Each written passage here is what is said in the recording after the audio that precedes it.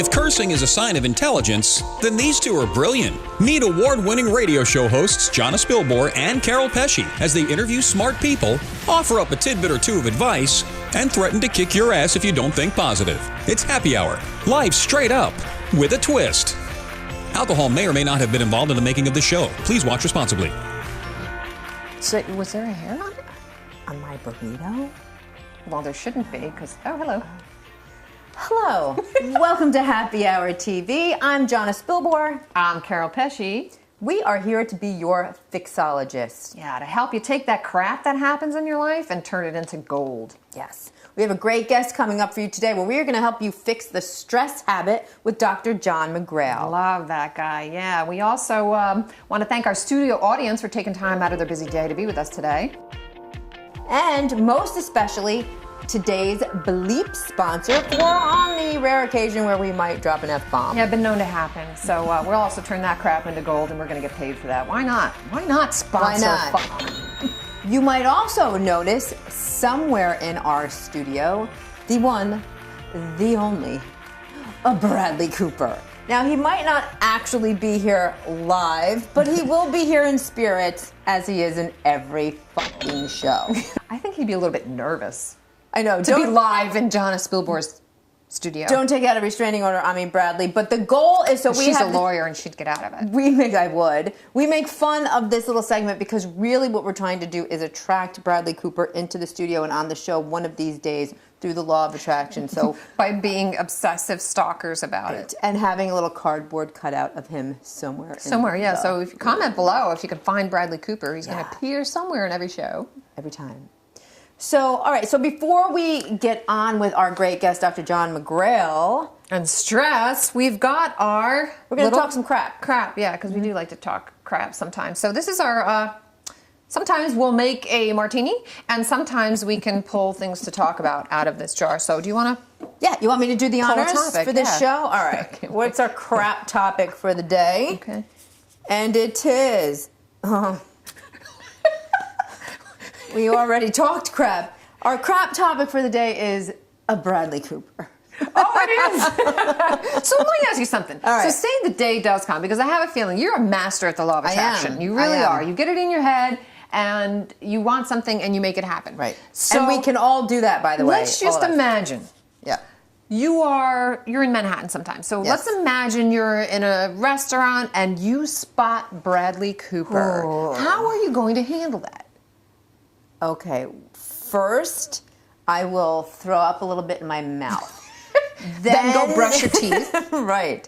Then, all right, so this is a great question because I talk You gotta a be lot prepared. of shit. I like, know, oh, you gotta be Bradley prepared. Like but, if fucking Bradley Cooper shows up. But it's different. Okay, so through the law of attraction, if Bradley Cooper showed up in here, it would be a totally different story. I would be completely relaxed. But if you see somebody that you admire out in public, it's totally different. What? You would be completely relaxed. That's code for dry humping him. Anyway, go on. Oh, no. I would be a lot less nervous because he would know what he's getting into if he walked in this room. He's just enjoying a, latte, and I happen to spot him doing that. Like, you have to be... I worry about celebrities because you don't want to be a nuisance. You want to get on their speed dial. You don't want to be a nuisance, but you cannot possibly be in the same room with Bradley Cooper and not taking advantage of that shit. But wait, because I did see Bradley Cooper in The Elephant Man, where he comes out in the opening scene wearing nothing but, like, underwear, and I didn't rush the stage. I wanted to, got it. But I didn't. I think you should pull the attorney card. I think you should say... you're served. No, that would get his attention. If I had like a fake envelope with papers and I saw him in a restaurant, I'm like, "Hi, are you Bradley Cooper?" I guess I am. It's like, with boom, boobage pictures inside. No, hand me a card. Say, "Excuse me, Bradley, I'm an attorney. Do you have a second?" Yes. And just take it from there. He says, and when he says, "No, I actually don't. Please call my lawyer," I go. Is that what I do? You wipe the drool and you call me, and we come up with a backup plan. All right. Here's what we're going to do. At some point in a future show, I want to hear from you. What should one do if they spot a celebrity upon whom they have a crush out in a restaurant? Right. Do we fake serving them with legal papers, or do we handle it in some other way? That's a really good question. That is a good question. All right. I want to know. Somehow I think you're because it's gonna going to handle that. happen. I want to know. All right, All right. perfect. All right, we got some more good stuff coming up. So coming up, we're going to be talking with a great guy. We love this guy, Yeah. Dr. John McGrail. He's the author of The Synthesis Effect. He's a renowned clinical hypnotherapist, self-improvement expert, and a spirituality teacher who promotes and teaches a very simple precept. Life is supposed to be fun. He has helped thousands of clients and students from all walks of life find their fun in his clinical practice and self-improvement motivational seminars and workshops. And he's also the author of one of my very favorite books, The Synthesis Effect. Welcome to our show, Dr. John. Thank you, Dr. John. Nice to see you again. Yeah, you're looking good there. Yeah. How are we looking? You guys are beautiful as always. Two of my most favorite people. So the topic you. we wanted to talk to you about today is busting the stress habit, because people define stress as a thing. I have stress. There's stress. But actually, you say stress isn't a thing. It's something we do. What do you mean by that? You know, it's really interesting. The stress is a survival mechanism that Mother Nature gave us so that when we're in trouble and our lives are threatened, we go into this physiological and emotional mode that gives us super strength and super concentration so that we can get out of trouble. You go back to our ancestors, you know, hundreds of thousands of years ago, and they're out there hunting very nasty critters. And the critter turns the table on them. Stress is to help us get away from the saber-toothed tiger. But today, we don't face saber-toothed tigers anymore. And what's happened is that as a society in Western culture, we're constantly bombarded by negativity and lack. And so the stress mechanism has gotten way imbalanced. And it is something we do. It's a feeling, and it's a terrible feeling, but most of our stress is unnecessary.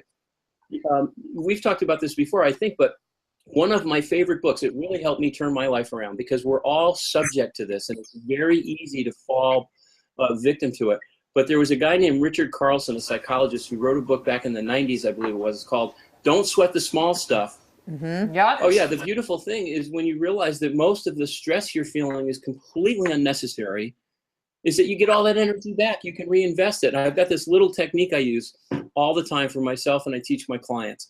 When you're starting to feel that feeling, just stop for a second, take one deep breath and say, okay, in the big scheme of things, is this worth my energy? Am I going to be worried about this a year from now, 6 months from now, a month from now, 2 weeks from now?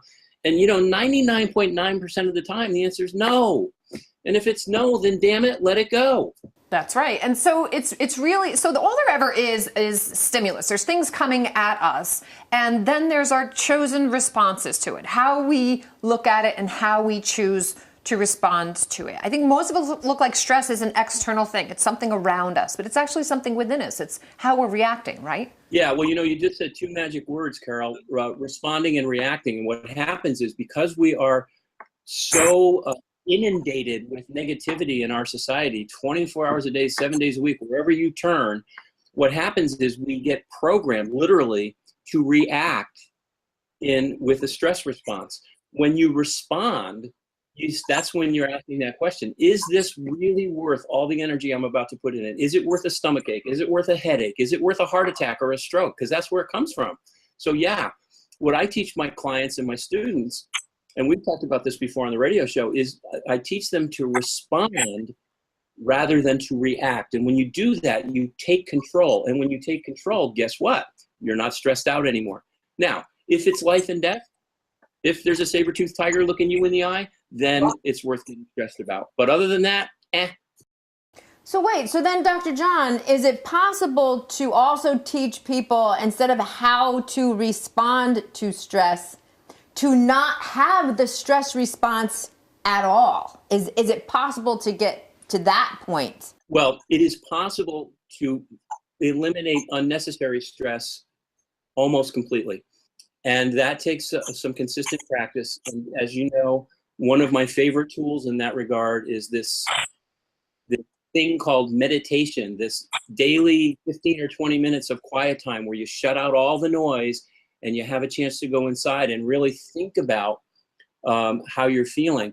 If you do that consistently, it's amazing how how easy it is to balance your energies, eliminate most of the unnecessary stress in life. We wouldn't want to completely eliminate it because it is a survival mechanism, and sometimes it is appropriate. It's a funny thing. I mean, we tend to think that we are our most intelligent and productive selves when our thoughts are always going, because I've got to figure it out. What do I need to do?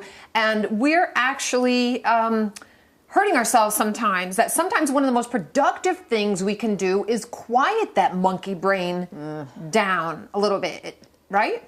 Absolutely. We are so obsessed with doing. I've got to achieve, I've got to do, I've got to make, blah, blah, blah, blah. And we don't take time to just do, you know? And when you give yourself that gift, and literally, you know, people are afraid of meditation. They think it's hard and all. It's really, really easy to do. And it's very understood. But once you learn how to do even 5 minutes a day, if that's all you've got, 5 minutes just sitting and being, and it's amazing how good you begin to feel. And if you give yourself 20 minutes one day or twice a day, if you can weekend to go out and find a natural place and sit in the beauty and perfection of nature, your whole being changes, and how you deal with all the crap that's coming in changes as well. I want to believe you. I truly want to believe you, Dr. John. I have tried to meditate because it's, all right, here's my opinion of meditation. It sounds like it's easy. You just sit there and you shut the hell up, and 5 minutes later you get up and you do your thing. But when I sit there and I try to shut the hell up, I have so many things zooming through my head. It's like, this is useless. And then I stop. How do you fix that? The thing is, it's not something you fix, and that's what trips so many people up. When your mind is doing that, when you sit down to quote, quote, meditate, and you start getting bombarded by all these thoughts, that is a perfect time to understand that you need it more than ever. So what you do is just say, okay, this is what's going on. My mind is noisy. Let the thoughts come and let them go. And instead of judging yourself, which is what you're doing, and it's very common, you just say, okay, there's a thought. Here it comes. Bye. And what happens is if you don't judge it and you just, the easiest way to do this is just stick to a breath.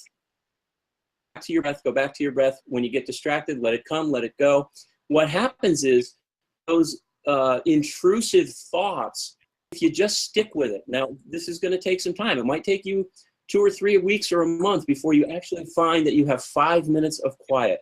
But I promise you, give yourself permission to go through the distractions and just let them go without judgment and without saying, do this.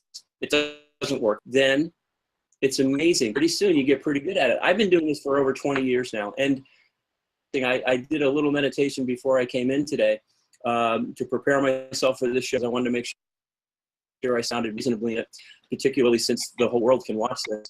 And you know, in the middle of it, I'm thinking about what I'm having for dinner tonight and the client that's coming in later, and I have to remind myself after 20 years of continuous meditation, virtually every day, just let it go. It's okay. So it doesn't matter how long you do it. You're always going to have those distracted thoughts. That's how the mind works. But if you're consistent with it and you do it without judgment, you do it with just a little love and compassion for yourself, it's amazing how those thoughts quiet down, and how you will have these moments of incredible clarity, focus, peace of mind, serenity. And that's when you balance your energies back, and all the stuff that is, quote unquote, stressing you out isn't so stressful. We get caught up in being our thoughts. And I think if there's one thing, because we don't want to make this hard, we want to make it easy for people. It's like anything new. When you first learned to drive a car, it took a lot of conscious effort. But when you first make a decision to change your thought patterns, at first it's going to seem awkward and work. Over time, it just becomes a new habit, a new way of thinking. If the one thing you take away from this conversation is to realize you are the one that gets to control what's going on up there. And if you just started by being the observer, raise your awareness to what's going on up there and say, no, wait a minute, there I go again. Absolutely. I teach that to every single client I work with. And when I started incorporating a meditative practice into my hypnotherapy practice, which was sort of the genesis of my synthesis process, that's when people really started to get it. I have never, ever had a client, and this is over 15 years now, say, you know what, I don't like this. Everyone that commits to it and does exactly what you just said realizes it's their mind. You know, we own our minds, and we can let them run amok, or we can take control. Every single person I've ever taught this to, and I teach it to everybody I work with, has said, I can't believe how great I feel. It may take a week or 2 or 3 before it really starts to kick in, but it always does. So you're absolutely spot on with that. I'll go on. So what you're saying, Dr. John, is that meditation should be as much a part of our daily routine as brushing our teeth. Absolutely. Oh, I got a lot of work to do. And you know what? Think about it like, you know, we brush our teeth to keep them clean and shiny. So if we And that's meditate, easy. we can keep our brain clean and shiny. So, yeah, way to go. All right, we're about to wrap up here. Dr. John, if you want to make sure we can tell people, what's your website so people realize how awesome you are, like we already know, and they want to get your book or learn more about you, where would they go to do that? Well, my websites are www.hypnotherapylosangeles, all one big word, hypnotherapylosangeles.com, and drjohnmcgrail.com, just my name. There are 2 websites. They're slightly different in their focus.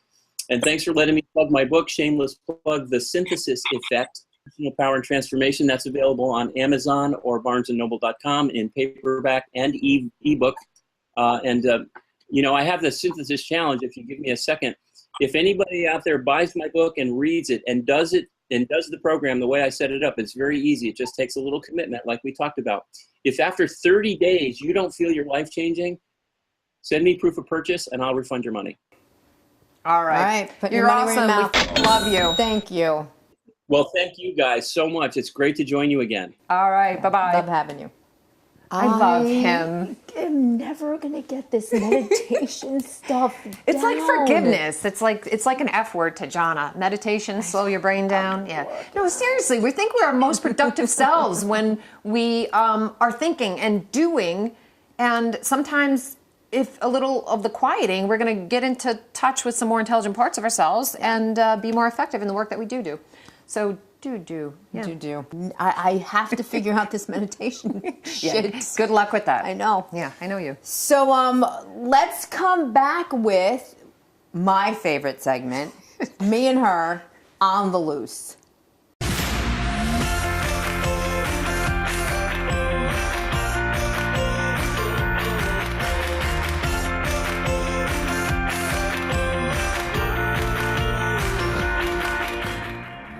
When Carol's not taking selfies with her selfie stick, she's helping land the fucking planes at LaGuardia. I'm blind.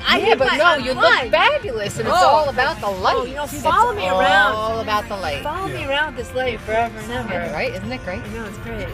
So beauty is not in the eye of the beholder after the age of 39. Beauty is in the eye of your lighting guy after the age of 39. We know this. This is so interesting. This is the first time I've heard you say an age other than 29. What? Wait, So what? that's Did I say? almost- You said 39. All right, let's be realistic. 29, That 39. happened overnight, but anyway. 39 is Yeah. the new 29. Lighting can be evil, and lighting can be your best friend. Right? Isn't it great? I know, it's great.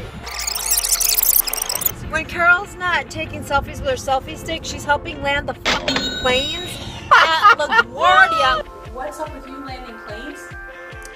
That's what happens on the end of the ride when there's just a little bit too much of the red Solo Cup stuff happening. So my little lighted phone that was supposed to make us look 29 apparently looked to Jana like the runway of an airport. I'm blind.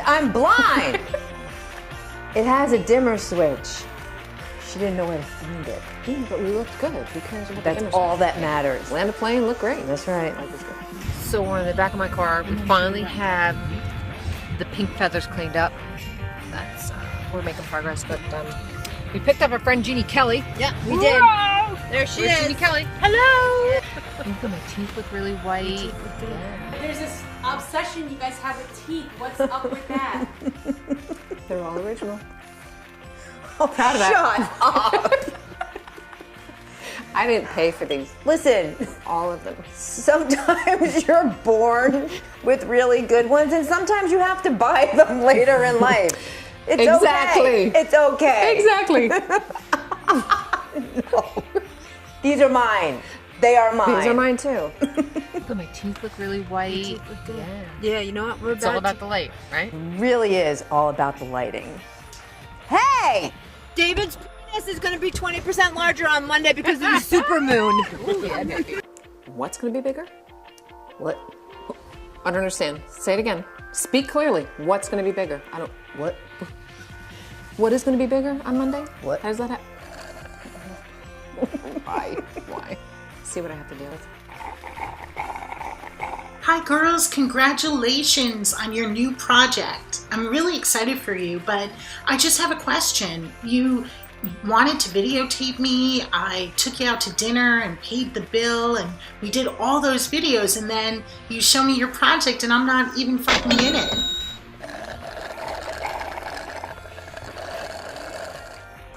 Good thing you can't be serious and sober all the time.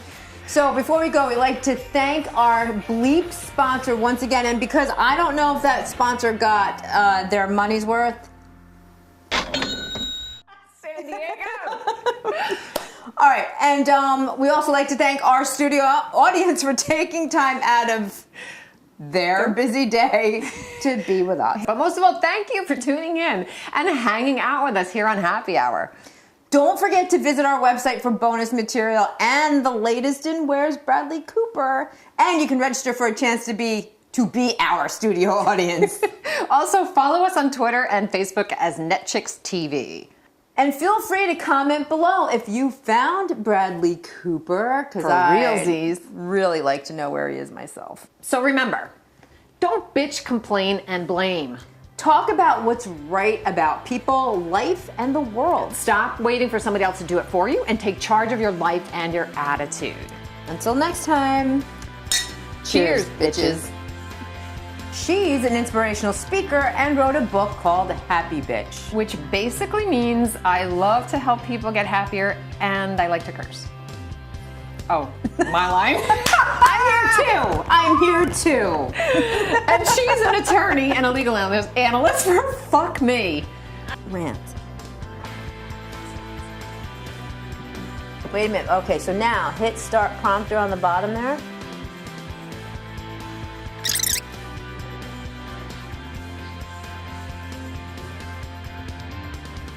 Wait a minute, okay, so now hit start prompter on the bottom there.